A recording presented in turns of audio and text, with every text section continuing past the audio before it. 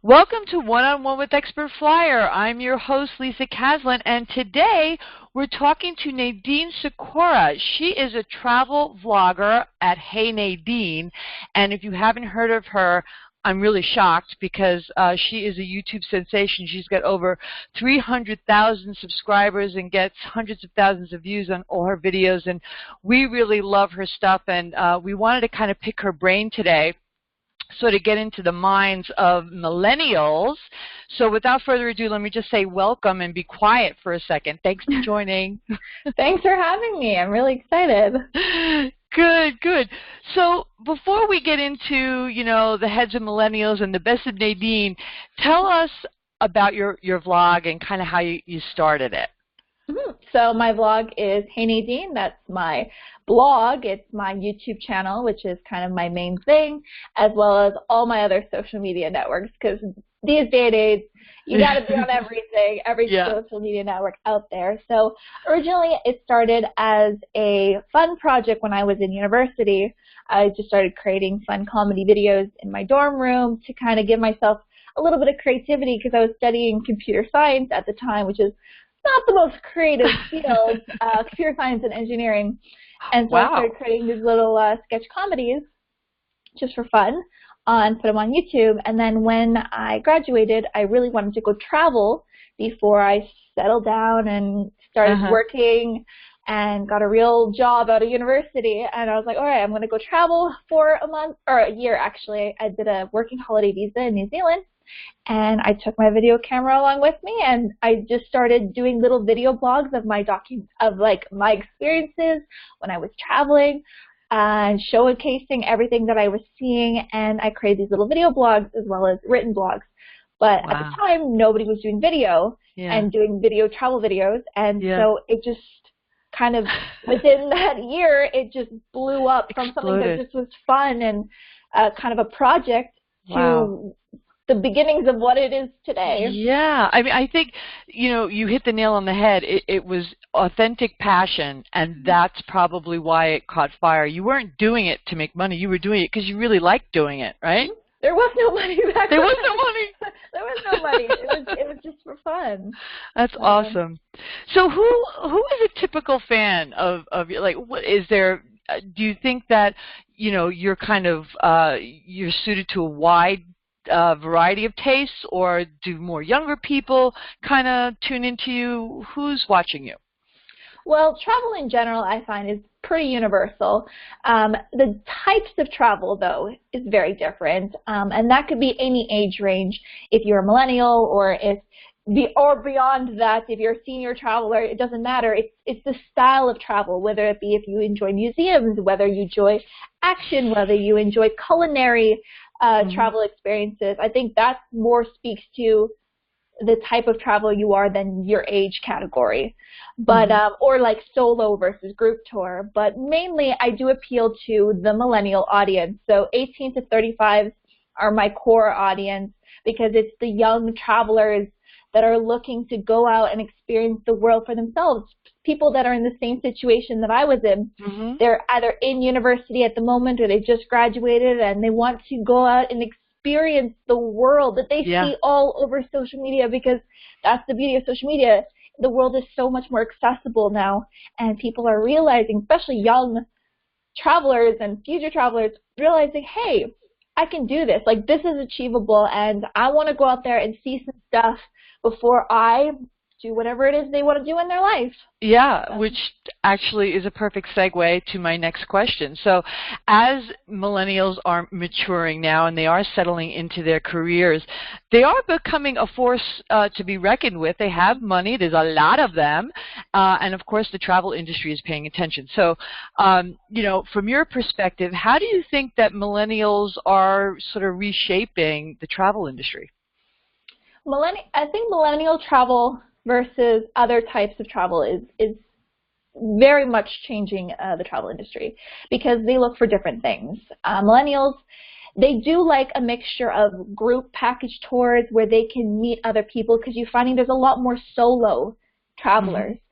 People that aren't traveling with a significant other because they're single, they don't have a significant other, or they want to go but their friends can't afford it, because a lot of people in this age group there's a lot of expenses that we have when you're in your early 20s, mid-20s, and you're still building a career for yourself. You're still trying to save and earn some money. You might have some student loans.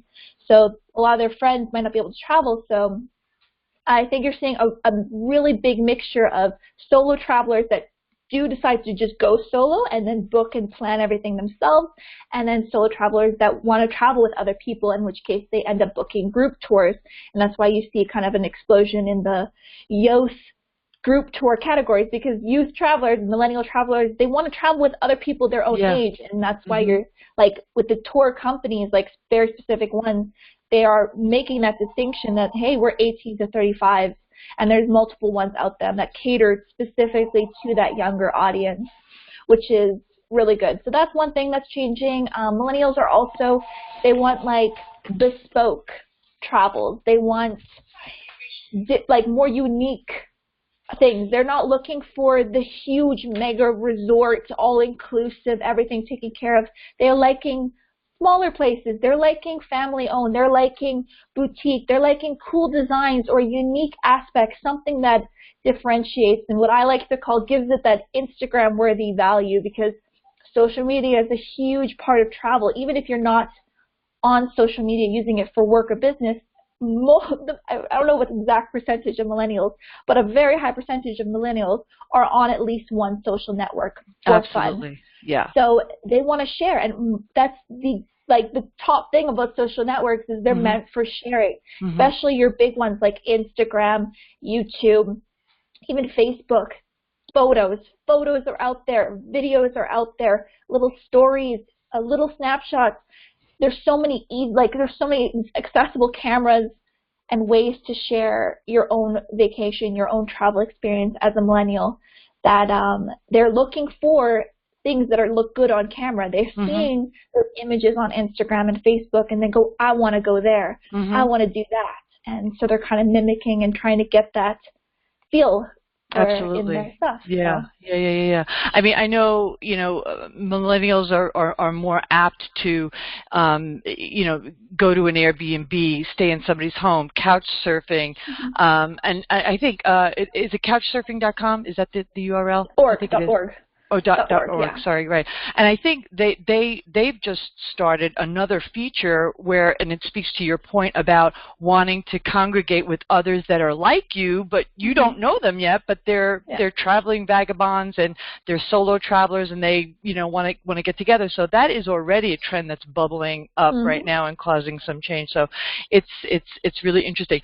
So if you were going to kind of project into the future 5 or 10 years out, what do you think is gonna maybe change, maybe from the airline perspective or the hospitality industry specifically, whether it's technology or whatever? Technology is obviously a big thing. It's already kind of here. Most hotels are keeping up with at least the basic things, which are things, Wi-Fi, public computers, having cool. I've seen in a few hotels that have the iPads in there where you can order room service or you can call up. They're integrating technology a lot more into their offerings and services, which I think is really cool. Accessibility and ease of booking, like finding reviews and making it easier to book and to see what they can expect. I find that millennials, we do a bit more investigating, a little bit more research. We're a little bit more skeptical because there's so much out there that we want to see more of what we're paying for. Like if I'm staying at a place, I want to see reviews, I want to see photos, I want to see videos, I want to see exact locations of how I get there, just more information about that place that I'm going. So that's, I think, another thing that's going to change. The sharing economy is huge with millennials. So your Airbnbs, your HomeAways, your house sharing, your couch surfing, all that's really, really popular and big. I think it's just kind of a push away from the big box standard hotel, and getting that, again, going back to that unique experience, like they're not looking for something that's off the beaten path. Yeah, off the beaten path as much as you can, because they're still traveling to destinations that aren't necessarily off the beaten path, but they just want that little bit of a cool, unique. Yeah, bragging rights. Yeah, exactly. Okay.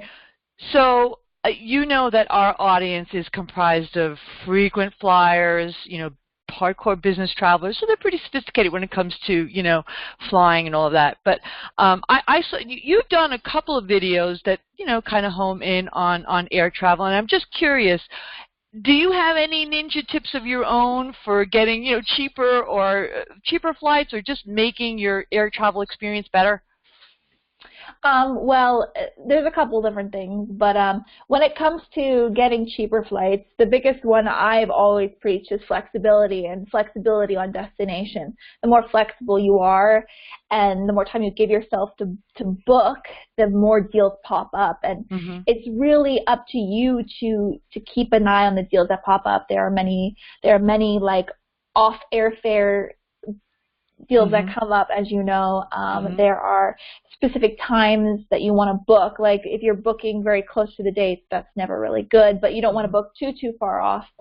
So it's really just the flexibility of the destination too, because if you do your search everywhere, so like on Skyscanner, you have your search you have your search everywhere or Google Flights, which I always, it's really, you don't know where to go and don't know where to start. I say start there and see how cheap is it or how expensive it is to fly from where you currently are. And then form your trip and your thing around that. So I think instead of being like, because obviously there are bucket destinations and destinations we all want to go to. Like I can give you a list right now of all the places that I would love to go to, but certain places on that list, if I booked a flight when I wanted to go, would be more expensive. Whereas if I just go, I want to go travel, and then I see what are my cheap options or what's available. I think there's a lot of flexibility there. I love that. I think it's so solid, and it kind of turns your head around a little bit, because most people think, oh, I need to think of where I want to go first, and then I go and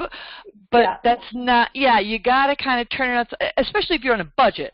Especially if you're on a budget. If you're on a budget, and you may actually like those destinations that pop up that aren't too expensive. So that's really, really, really good advice. Thank you for that.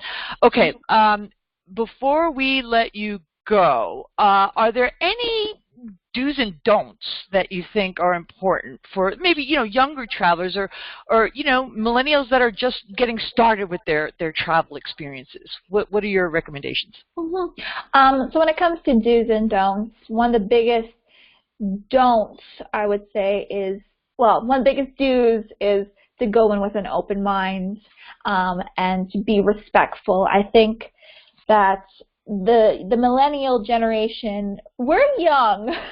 Like young people, we make mistakes, or we might not know the ways of the world yet, depending on how into the millennial category you're going with.